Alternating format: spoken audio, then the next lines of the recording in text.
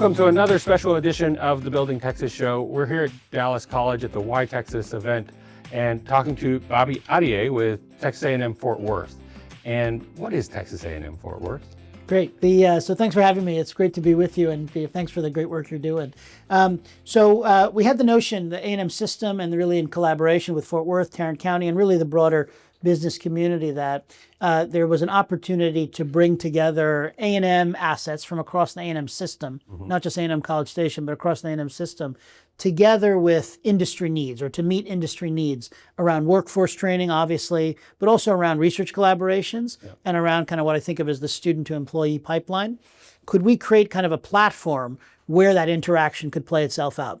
And so this is starting probably about 3-4 years ago. Really, it began to take concrete form. It started off really as one building, then it became 2, 3. Now it's probably approaching $1 billion 5-building campus that we're building, that really will be, again, will bring together in the physical space. So there'll be physical space on the campus occupied by academic partners across multiple disciplines: engineering, health sciences, ag, law, business, etc. But also industry partners who will share lab space with the university, share office space, so on and so forth, to facilitate this kind of robust innovation and collaboration. What a gift to Tarrant County and the Fort Worth area and North Texas in general. But my understanding of that type of relationship with industry partners, it's companies that don't necessarily have that lab but have a need, and they can come use the asset to the benefit of their company. So what as we've thought about it, and we kind of went through we visited up in Kendall Square, up in Boston, Massachusetts. We visited some of the innovation assets in Philadelphia that have been built out. They have talked to folks other places around the country. Ideally, we really want this to be a physical space where you've got everything from the big established Fortune 500 company to the startup to the mid-stage thing. Because again, it's not just that we can incubate up in size, but it turns out there's learning opportunities that happen among them and between them. So you look at sort of where job growth is. So much of job growth is coming out of startup companies. If you look at where new ideas are coming out, so much. But then who actually hires those folks eventually? Who is it that takes those ideas and takes them to scale is going to be the medium-sized and bigger-sized companies. So there's some of it that's, there's space that a company doesn't have. Some of it's that they have space, but they recognize that having this shared space with A&M, faculty, staff, students, programs, researchers, creates a different set of opportunities for them. And what I love about the Why Texas event that we're at today, it really is tying those industry partners back to the college, the university systems, because so often I hear business owners say, well, why would I want to be at an event like this? It's talking about the university and academics. That's such a miss. Yeah. So look, again, from my vantage, I don't want to be an apologist for higher education. It is the case that we have not always done as good a job as we should in terms of making sure there's an awareness and understanding of the breadth of opportunities and collaborations and partnerships that we can engage in. So I don't think we've done a good job of that. And sometimes when we have engaged, we've said, this is what we do. What do you want? As opposed to, what do you need that we can fill? And that's been very much the model with Texas A&M Fort Worth. Has been, we did this substantial needs assessment that we approached companies and said, tell us what you need in terms of these clusters of work. So I do think on the higher ed side, we've got to do that. We've got to do that work and be receptive and willing to do it. But I do think that that it also is the case on the industry side. There has to be a recognition that we can't take higher education for granted. In some sense, higher education has become in the U.S. a public good. So we say, look, I'm interested in X, Y, and Z, and I take it for granted that there will be an educated workforce that has the right skills, so on and so forth. But nobody should take that for granted. Like the Texas miracle in many ways can be credited to 30, 40, 50, 100 years of higher education innovation and success. We want to keep that going, right? We want to continue to invest in that and continue to build it, because it will be central to that growth. So if higher education is appropriately innovative and entrepreneurial and creative in ways that it has not always been, and the industry side says that this is what we need, says workforce is critically important, research collaborations with higher education are critically important. That synergy has a massive impact on any region, any city, any region, and even something as big as the state of Texas. Well, it's incredible to hear you say that, because I think it is both parties coming together and recognizing that it's not just, oh, that's a school. That really is workforce development, it's talent acquisition, it's access to resources, You don't need your own training team. You can get a training team. Yeah. But hearing you on the panel, you talked about what made Boston what it is. Yeah. And I love the analogy because, especially in Texas, we think of the good old rivalries and that. But that's not the spirit of the institutions today. The rivalry still exists for the fun, entertaining football games. Sure. But for moving Texas forward, I see more systems, ecosystems, hubs, universities, academics saying we're agnostic. But it really is about developing those students into a future workforce, because you said it well. Amazon moves here, they put up a factory. If they don't have a workforce, they're not going to stay here long. And they need that workforce to be trained and capable.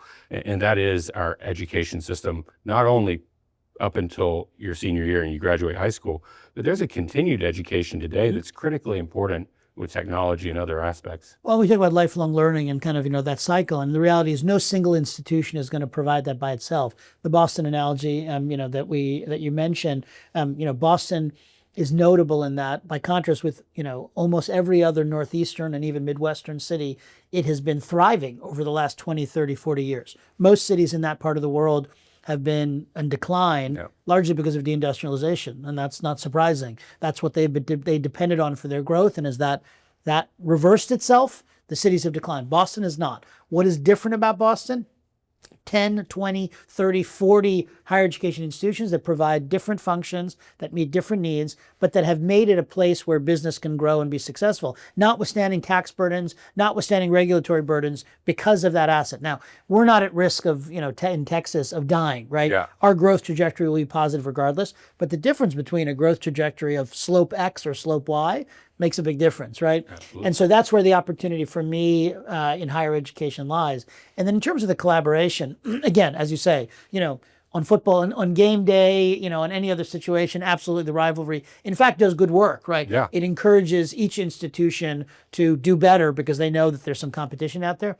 But the reality is that we do our best when we collaborate. I mentioned earlier a partnership between A&M College Station, UT Arlington, that's actually a research collaboration in this case, that's happening in downtown Dallas, right? Yep. That to me reflects and it just made sense. There was a need there that A&M had some value add, something to bring to, but they had gaps that UT Arlington was able to meet, and we were able to bring those things together in a way that's going to grow business, it's going to foster innovation in the biotech space. And so I think the more we do of that, the better. I don't think it's the case that any single, even the biggest, and even the Dallas colleges and the Texas A&M College Station are really in a position to meet all needs of everyone. So if we can find those ways to collaborate and overlap, then again, our impact on Texas becomes that much greater.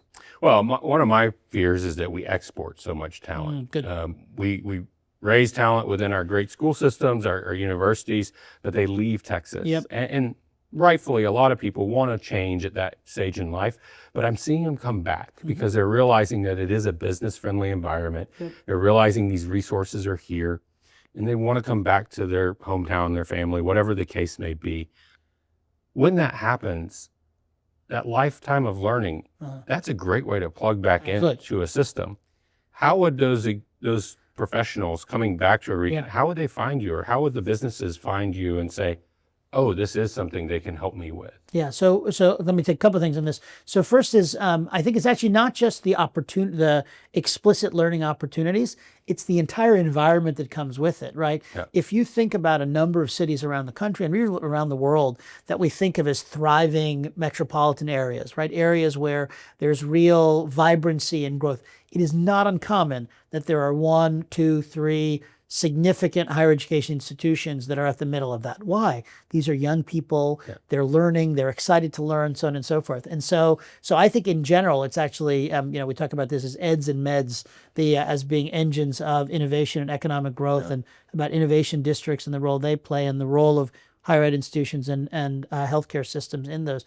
That's a lot of that, right? It's like that creates an environment where then there's more arts opportunities, there's more living opportunities, it's more walkable. So all of that stuff comes as well. But now to your specific question in terms of those opportunities. So look, we've got to do a good job of that. So at Texas A&M Fort Worth, we created actually together, I should say, with the Fort Worth, which invested some resource in, and then Tarrant County, something called the Fort Worth Tarrant County Innovation Partnership. And the specific idea of it was this would be kind of an somewhat independent, outward-facing entity that really was designed to think about how do we create a physical space that's attractive to people who want to come live in the area and work in the area? How do we engage companies, right? So we identified these 7 hubs, around specific sector areas where we could then engage industry and say, do you have needs in the aerospace and aviation arena, in the healthcare innovation arena? And so that entity is meant to serve that purpose. But really, if we're doing our job well in higher ed at A&M and elsewhere,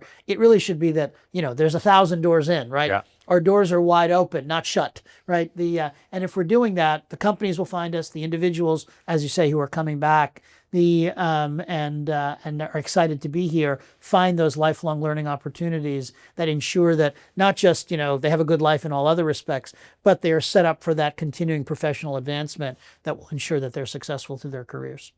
And that's why I appreciate, we're at a Why Texas event today, and it really is, I've participated in these events before, and I hear employers say, well, today's focus is on education. I really don't need anything from education. Yeah. My customers aren't there, so not for me. Yeah. And I want to take that and turn it on its head, because what I appreciate about Why Texas events is you're in the room naturally and the conversations are happening. Those connections start to happen.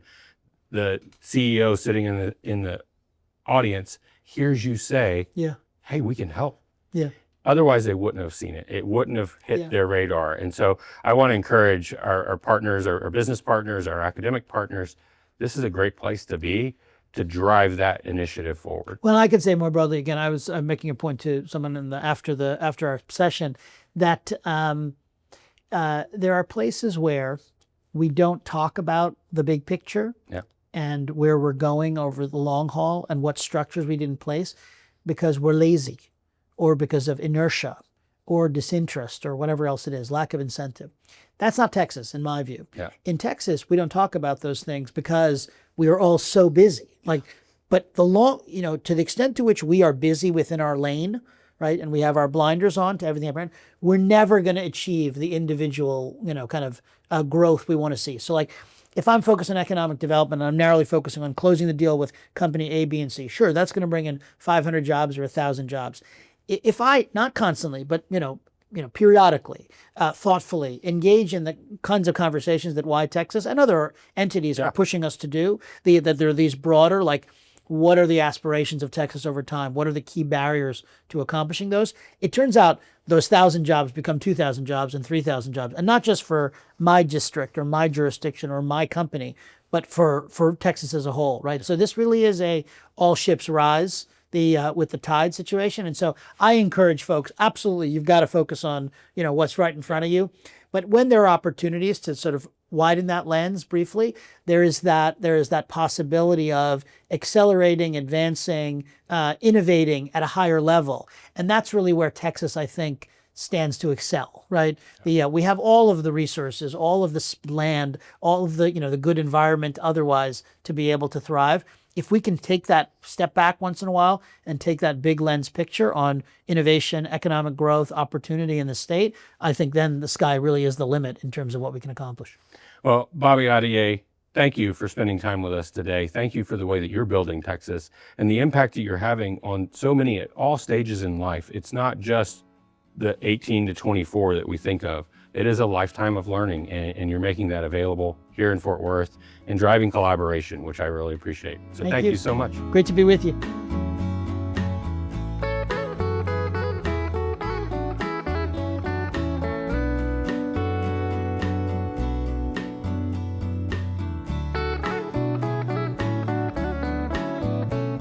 Thank you for watching the Building Texas show. Be sure to follow us across all social media platforms and let us know what you like.